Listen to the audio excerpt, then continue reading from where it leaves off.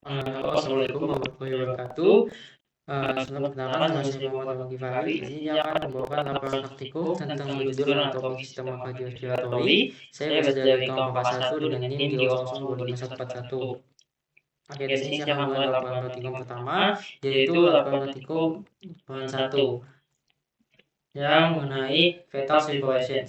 Fetal circulation ini kita kalau lihat dari ini gambar dimulai dari pasien terlebih dahulu aliran darah, lalu lanjut ke vena umbilicalis, itu darah yang mengandung darah yang berisi kaya akan oksigen, kemudian ke venosus, lalu ke vena porta hepatica, lanjut ke vena cava inferior.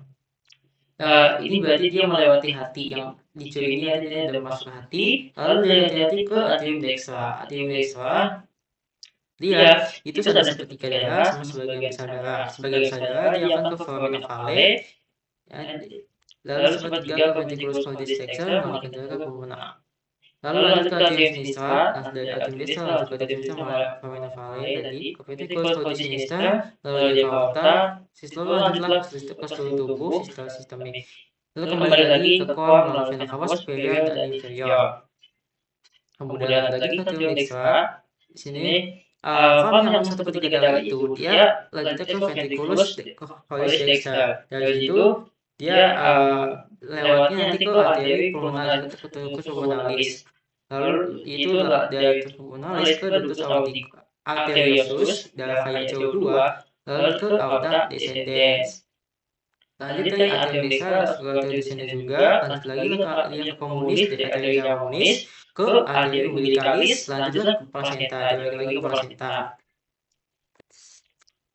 Nah, ini ke dalam efek dari placenta, kemudian ke vena umbilicalis, dia terus bagian hati, dari hati ke jantung lagi, kemudian pulmonalis juga ada, ini misalkan ada ke pulmonalis, ada yang ke foramina vale, ke atrium sinistra. Lalu sama-sama nanti ujung-ujungnya bakal balik lagi melalui arteri communis buat ke arteri communis, lalu ke arteri umbilicalis, balik lagi ke placenta. Next, ini adalah penyakit yang terjadi ketika terjadi kegagalan penutupan pada satu saluran pada janin. Namanya Panthenus arteriosus. Itu kelainan jantung di mana pembuluh dalam hubungan organ antifulmonalis itu tetap terbuka setelah bayi lahir, dia tidak tertutup.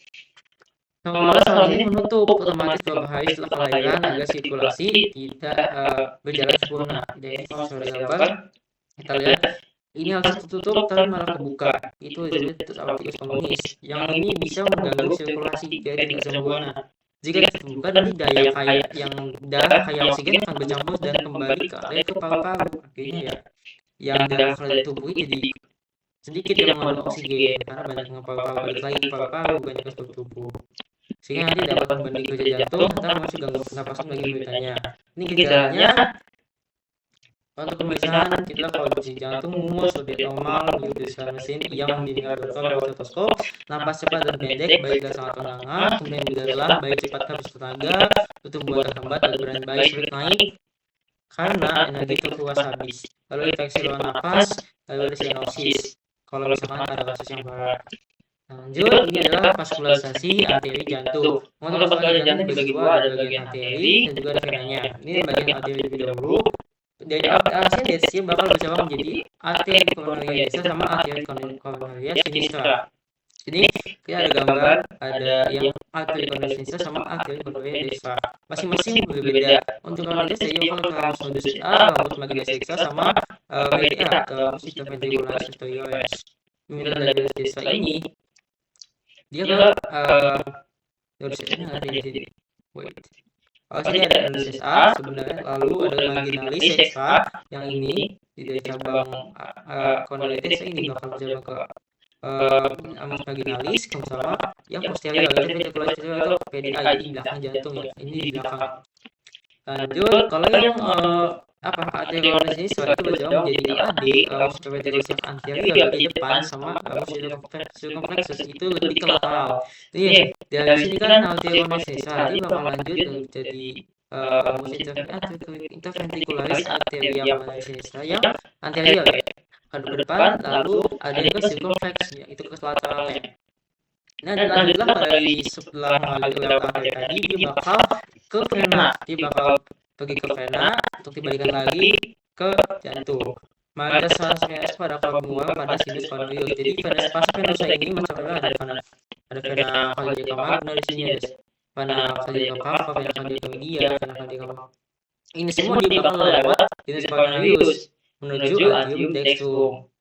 Sedangkan ada lagi satu vena yang pengecualian, yaitu vena cava minime, mual langsung ke atrium dextrum melalui foramina venarum cavarum. Oke, next, ini adalah laporan yang kedua. Laporan kedua itu pertama mengenai bagian dari saluran pernafasan atau struktur respiratory superior, mulai dari daerah nasus atau hidung. Pertama itu adalah sinus paranasalis, di mana dibagi 4 di sini. Ada sinus frontalis, sinus ethmoidalis, kemudian sinus sphenoidalis yang paling belakang, dan sinus maxillaris. Itu adalah menempelannya pada bagian tulang-tulang mana. Fungsinya itu dia mengangkat relatif tengkorak, diketahui suara sebagai penyangga terhadap kemudian wajah, lalu melindungi struktur yang sensitif dan fluktuasi suhu yang cepat di hidung, melembabkan serta menghangat udara inspirasi di depan dan pertahanan tubuh. Next, ini adalah metastasi dari lubang bawahnya. Nanti kan ada konkan nasalis sebenarnya. Nanti dia bakal menjadi metastasi, itu membagi kafum nasi menjadi 4 saluran si nasalis itu. Dan yang pertama adalah sphenoidalis, kemudian meatus nasi superior, meatus nasi media, dan meatus nasi inferior. Lalu sinus-sinusnya nanti bakal dimulai banyak aja. Untuk yang bagian sphenoidalis sampai meatus nasi inferior. Kalau sinus sphenoidalis yang di sini, yaitu bakal dimulai oleh sinus sphenoidalis. Lalu kalau meatus nasi superior bagian bawahnya itu mualnya oleh selula ethmoidalis posterior. Jadi yang atas ini selula ethmoidalis posterior. Nah yang media ini dia memiliki banyak struktur sebenarnya. Di sini ada bula, di sini ada infundibulum sama hiatus. Sini ada bula, ada hiatus sama infundibulum. Bula dia itu tempat muara dari selula ethmoidalis media, kemudian hiatus yang melengkung itu merupakan tempat muara maxillaris. Kemudian infundibulum itu bagian depan hiatus yang ada di bagian, kalau misalnya ada hiatus di sini yang itu ada infundibulum. Yang dimuarai oleh sinus frontalis sama selula ethmoidalis superior anterior. Vastus inclinatus itu lempeng tulang yang membatasi bagian bawah hiatus subsemionalis. Ada itu terakhir. Kemudian meatus nasi inferior yang bawah itu dibatasi, yang dimuai oleh meatus nasolacrimalis yang mengalirkan air mata dari mata ke hidung. Itu inferior. Kemudian kenapa sinus maxillaris itu penurunan terkena sinusitis? Karena di bagian yang sinus maxillaris itu di drainasenya melakukan gravitasi, kemudian sekreti itu mudah tertahan. Dan juga dari sempit, sehingga mudah tersumbat. Ukurannya juga tidak besar, produksi mukus lebih banyak dan mudah akumulasi. Dekat akar gigi atas, jadi infeksi gigi mudah menyebar sampai ke sinus. Lalu ventilasi kurang optimal mendukung pertumbuhan bakteri. Intinya karena drainasenya buruk, dia juga mudah tersumbat, dia juga dekat sama sumber infeksi dari bagian gigi. Makanya gampang kena sinusitis. Oke, mungkin itu saja laporan praktikum dari saya. Untuk itu saya mengucapkan terima kasih banyak. Wassalamualaikum warahmatullahi wabarakatuh.